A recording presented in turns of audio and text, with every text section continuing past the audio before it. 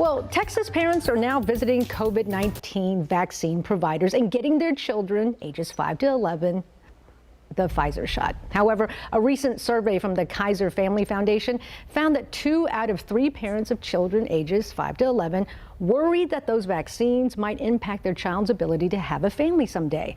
Dr. Kaylen Silverberg is a reproductive endocrinologist at the Texas Fertility Center. He joins us now to help us separate fact from fiction. Thanks for joining us this morning. My pleasure. You know, this topic, I've heard many people in their late teens and early 20s discuss it. So is there any truth to these parents' fear? There's really no truth about long-term effects on fertility to the knowledge that we have today.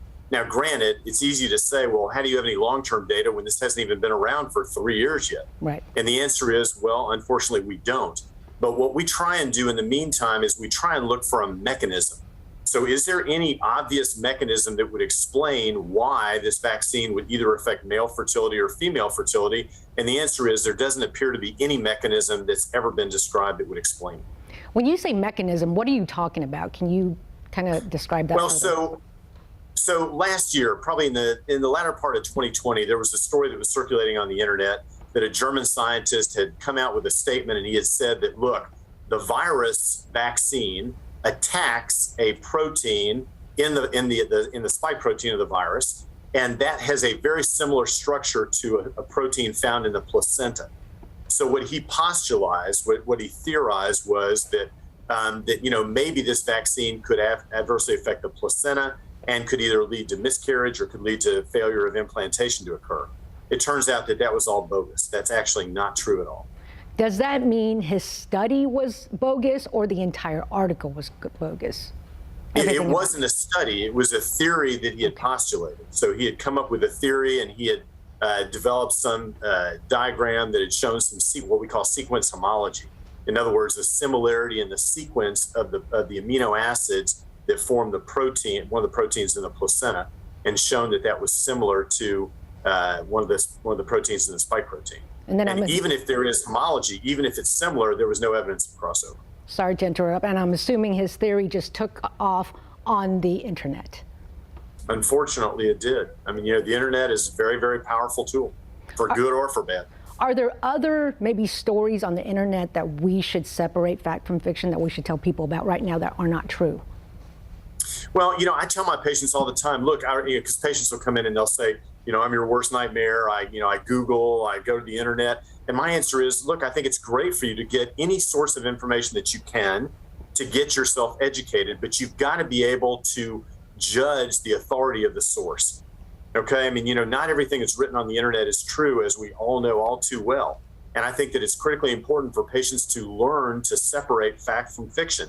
And if you're in doubt, talk to your physician. It's our job to be able to do that for you. All right. And finally, for couples and women trying to get pregnant right now, what is the message for them this morning? So we know that COVID is unpredictable, right? We know that you can't predict. If you're young and healthy, it doesn't mean that if, God forbid, you get exposed, you're going to have a mild case. You could have a severe case. I talked to a pharmacist the other day whose partner, he got a mild case. His partner got a severe case. She was in the intensive care unit for several days. And it's not predictable. But what we do know, absolutely certainly, is that if you are pregnant, COVID usually is worse. So therefore, if you are pregnant, if you are trying to get pregnant, you really should consider getting the vaccination. Dr. Silverberg, you also mentioned that you are busier now more than ever in your, last 28 years of practice. What do you attribute that to? My only 28 years of practice. I attribute it to a bunch of things. I think, number one, in Austin, we're lucky. We have so many great companies moving to town. They're bringing in tremendous people. Great jobs, great for our economy. The employees who they're bringing in have tremendous insurance. A lot of companies now are becoming more enlightened, and they're understanding that it's not elective to cover infertility, or it shouldn't be elective, that women and men should have a right to have a family, and they should be able to spend their healthcare dollars on health insurance for what they need, which is infertility. And so I think that a lot of people are coming in now, they're insured, they've got good insurance, they're coming in to see us. But there's something more than that, because nationwide, infertility clinics are filling up. And I think that there is an unexplained phenomenon where people are focusing for a variety of different reasons on having families. And it's become very, very important. I think during the age of COVID, people are circulating more around their families, or understanding family is important. And this is something that they're prioritizing now.